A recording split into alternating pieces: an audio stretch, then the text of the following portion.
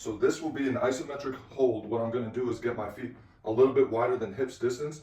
I'm going to try to turn my toes a little bit inwards.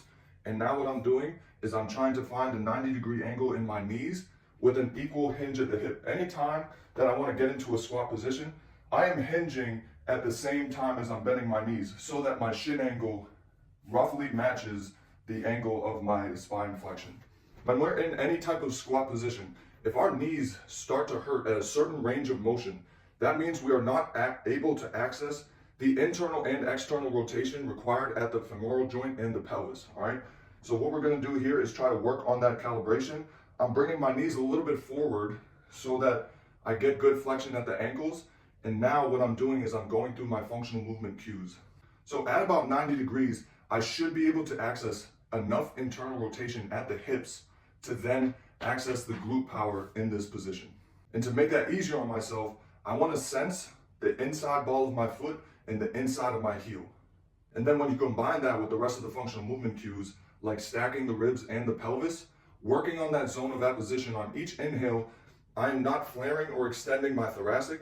I am trying to keep those things relatively stacked so that each breath I can pressurize my core. And then on the exhale, I'm tightening those side abs and I'm trying to create as much tension throughout my entire posterior chain. And all of that energy is starting with the glutes.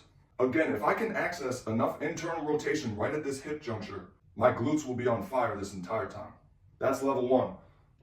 Level two is I get into that same position. I spend some time trying to calibrate the right position so that all the tension is even and I don't feel any pain in my joints. Then level two is I'm shifting from side to side. You see, when I shift back into this right glute, my left knee dips in a little bit, just like I was trying to take off in a dead sprint. A cue that helps me a lot is you want to think about all these positions as if you were going to start a race.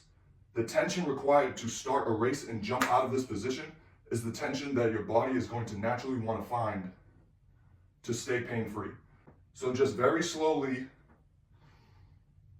shifting from side to side, and not just side to side with my shoulders and my torso braced. I'm also twisting my shoulders just like a normal running motion. And after a couple, you're going to be shaking.